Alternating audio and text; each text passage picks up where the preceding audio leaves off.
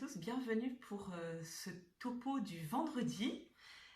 Aujourd'hui, je vous propose une méditation avec Saint Pierre. Voilà, Saint Pierre que nous avons pu suivre pendant le temps du carême, pendant le temps pascal et maintenant après la Pentecôte aussi. J'ai intitulé ce topo « Suivre Jésus, l'aimer et le servir à la manière de Saint Pierre ». Et puis voilà, comme sous-titre, j'ai donné « De la sainteté désirée à la pauvreté offerte ». Saint Pierre est un saint que j'aime beaucoup. Voilà, ce n'est pas un saint parfait, ça n'existe pas un saint parfait, mais voilà, quelqu'un dont l'amour pour Jésus a grandi et a transformé cet homme. Alors Simon-Pierre était un pêcheur du lac de Galilée. Lorsque Jésus l'appelle, il quitte tout pour le suivre. Dans la vie de Pierre, on peut voir le choix de suivre Jésus, que ce choix est à renouveler à chaque instant. Ce n'est pas gagné une fois pour toutes. Alors que de nombreuses personnes quittaient Jésus après son discours sur le pain de vie, Jésus demande à ses disciples « Voulez-vous partir, vous aussi ?» Et Pierre répond « À qui irions-nous, Seigneur? Tu as les paroles de la vie éternelle. » Pierre réaffirme son désir de suivre Jésus. Une autre fois, Jésus demande à ses disciples « Et vous, que dites-vous? Pour vous, qui suis-je » Et c'est Pierre qui prend la parole et qui dit « Tu es le Christ, le Fils du Dieu vivant. » Et Jésus lui donne un nom nouveau et en fait le chef de l'Église. Il lui dit « Tu es Pierre, et sur cette pierre je bâtirai mon Église, et la puissance de la mort ne l'emportera pas sur elle. Je te donnerai les clés du royaume des cieux. Tout ce que tu auras lié sur la terre sera lié dans les cieux, et tout ce que tu auras délié sur la terre sera délié dans les cieux. » Quelle confiance extraordinaire le Seigneur fait à un homme, fait à Pierre. Et tout de suite après, alors que Jésus annonce pour la première fois sa passion, Pierre lui répond « Cela ne t'arrivera pas. » Mais Jésus lui dit « Passe derrière moi, Satan. Tu es pour moi une occasion de chute. Tes pensées ne sont pas celles de Dieu, mais celles des hommes. » Pierre est alors avec des vues trop humaines sur la mission du Christ. Et tout au long des évangiles, on voit ces grands désirs qui habitent le cœur de Pierre pour suivre Jésus, et en même temps ses faiblesses, son humanité pécheresse. Nous allons regarder, contempler Pierre à travers 3 textes d'évangile. Et le premier que j'ai choisi, c'est lorsque Jésus marche sur les eaux, et Pierre aussi. Alors pour resituer, donc c'est après la multiplication des pains, les disciples sont dans une barque et la mer est agitée. Et voilà que dans la tempête, Jésus avance vers ses disciples. Il les invite à ne pas avoir peur. Et Pierre dit à Jésus « Seigneur, si c'est bien toi, ordonne-moi de venir vers toi sur les eaux. » Jésus lui dit simplement « Viens ». Il l'invite à faire ce pas dans la foi. Et Pierre, qui savait très bien que c'est impossible de marcher sur l'eau, ne craint pas d'enjamber la barque qui est ballottée par les vagues. On peut imaginer la stupeur des autres disciples qui sont dans la barque. Et Jésus ne lui dit pas « Mais Pierre, enfin, tu sais bien que c'est impossible pour un homme de marcher sur l'eau. » Ou bien, et il aurait pu aussi lui dire « Mais arrête de faire ton malin. » Non, il lui dit simplement « Viens ». L'objectif de Pierre est d'aller à Jésus. Mais voilà que son objectif est détourné. La tempête prend le dessus. Au lieu de lever le regard, Pierre regarde ses pieds et il s'enfonce, il coule. Un prêtre disait « Pierre a regardé ses pieds et il a coulé ». En vie spirituelle, on ne doit jamais regarder ses pieds. Autrement dit, on ne doit pas se replier sur soi, mais on doit toujours avancer, le regard sur Dieu qui vient tout le temps à nous. Mais dès qu'on se replie sur soi, on coule. Alors le contraire, c'est de marcher en regardant vers Jésus. Autrement dit, c'est la confiance. Et c'est beau de voir que Pierre crie vers Jésus. Il n'appelle pas les disciples qui sont restés dans la barque, il appelle Jésus. Quand on commence à s'enfoncer dans l'eau, il faut agir vite, car en 2 secondes, on peut avoir la tête sous l'eau. Et l'appel de Pierre va tout de suite à Jésus. « Seigneur, sauve-moi !» Il fait l'expérience que seul Jésus sauve. Il fait l'expérience de sa condition de créature, qui ne peut vivre sans une dépendance d'amour à son Créateur. Il ne s'agit pas de chercher à être saint en vivant des choses extraordinaires, mais en cherchant à vivre dans l'ordinaire une relation d'amour de plus en plus profonde avec Jésus. Le deuxième passage que j'ai choisi pour éclairer ces grands désirs de sainteté qui habitaient le cœur de Pierre, c'est le jeudi saint au soir. Pierre dit à Jésus, « Si tous viennent à tomber à cause de toi, moi, je ne tomberai jamais. »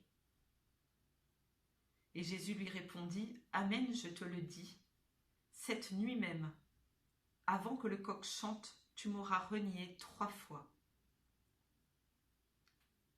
Pierre lui dit, « Même si je dois mourir avec toi, je ne te renierai pas. » Ce désir de suivre son maître jusqu'au bout l'habite. Il y a aussi peut-être une pointe d'orgueil dans ces paroles de Pierre. Et lorsque les gardes viennent arrêter Jésus, Pierre sort son épée. Il va quand même être le seul avec Saint Jean à suivre Jésus à distance jusque dans la cour du grand prêtre. Pierre veut acquérir la sainteté à la force de ses poignets. Et voilà que lorsqu'une servante, une simple servante, lui déclare à ceux qui sont autour, celui-là aussi était avec lui, ses forces défaillent, ses grands désirs s'écroulent, la peur s'empare de lui. Pauvre Pierre, lui qui avait juré de défendre son maître, lui qui était prêt à mourir pour lui. Il n'a encore subi aucune torture. Il a suffi de la parole d'une servante pour le faire tomber. Lui, la colonne, le rempart, se dérobe devant les soupçons d'une femme. Ce n'étaient que des mots, mais ils ont ébranlé la colonne, nous dit saint Jean Chrysostome. Dans l'évangile de Luc, après le 3e reniement de Pierre, le coq chante. Et le Seigneur, se retournant, posa son regard sur Pierre. Alors Pierre se souvint de la parole que le Seigneur lui avait dite. « Avant que le coq chante aujourd'hui, tu m'auras renié 3 fois. » Il sortit et dehors pleura amèrement. C'est un petit détail de l'évangile de Luc, où le regard de Jésus croise le regard de Pierre. Pierre croise ce regard de Jésus et accueille ce regard de Jésus, ce regard de bonté, de miséricorde qui met son âme à nu. Pierre reconnaît sa situation de créature faible et Pierre va pleurer. Lui, le chef des apôtres, est tombé. Mais la sainteté ne consiste pas à ne pas tomber, mais à toujours se relever lorsqu'on est tombé. Le 3e passage que j'ai choisi, c'est le jour de la résurrection. Le jour de la résurrection, Pierre n'est pas resté dans son coin, écrasé par la honte. C'est lui qui court au tombeau. C'est lui qui se jette à l'eau lorsque le disciple que Jésus aimait a reconnu le Seigneur. Et cette fois-ci, il n'y a pas de parole, pas de question de la part de Pierre, comme de la tempête sur le lac. Et Jésus va poser 3 fois la question à Pierre. Simon, fils de Jean, m'aimes-tu? Et Jésus va renouveler sa mission de paître le troupeau. Jésus reste fidèle à la promesse faite à Pierre, alors que Pierre, lui, n'a pas tenu celle qu'il lui avait faite de ne jamais le trahir, au prix même de sa vie. Comme nous pouvons le lire dans l'évangile de saint Matthieu au chapitre 26. Dieu ne raye pas les personnes de son livre à la première erreur de leur part. Alors que se passe-t-il? La confiance et le pardon du Maître ont fait de Pierre une personne nouvelle, forte, fidèle jusqu'à la mort. Il a conduit le troupeau du Christ dans les moments difficiles du commencement, lorsqu'il fallait sortir de Galilée et se lancer sur les routes du monde. Pierre sera enfin en mesure de tenir sa promesse, de donner sa vie pour le Christ. Si nous apprenions la leçon que renferme l'attitude du Christ envers Pierre, et faisions confiance à notre prochain, même s'il s'est trompé une fois, même s'il s'est trompé 2 fois, même s'il s'est trompé plusieurs fois. Le dialogue entre Jésus et Pierre peut être transposé dans la vie de chacun d'entre nous. Commentant ce passage de l'Évangile, saint Augustin affirme: en interrogeant Pierre, Jésus interrogeait également chacun de nous. La question « m'aimes-tu » s'adresse à tous les disciples. Le christianisme n'est pas un ensemble de doctrines et de pratiques. C'est quelque chose de beaucoup plus intime et profond. C'est une relation d'amitié avec la personne de Jésus-Christ. Au cours de sa vie terrestre, Jésus avait très souvent demandé aux personnes: « Est-ce que tu crois? Veux-tu guérir? Mais jamais m'aimes-tu » Il ne le fait que maintenant, après avoir donné la preuve à travers sa passion et sa mort de combien, lui, il nous a aimés. Jésus explique que la manière de l'aimer est de servir les autres. M'aimes-tu? Paie mes brebis.